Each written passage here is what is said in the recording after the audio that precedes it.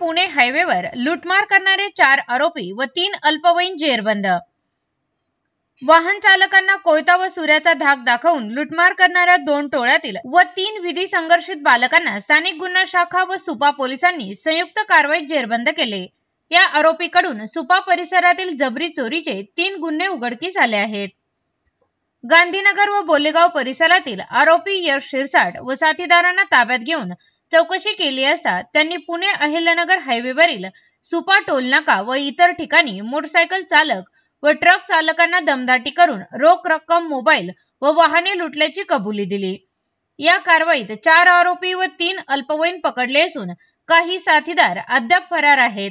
ताब्यातील आरोपी सुपा पोलीस स्टेशनकडे सुपूर्द करण्यात आले असून पुढील तपास सुरू आहे।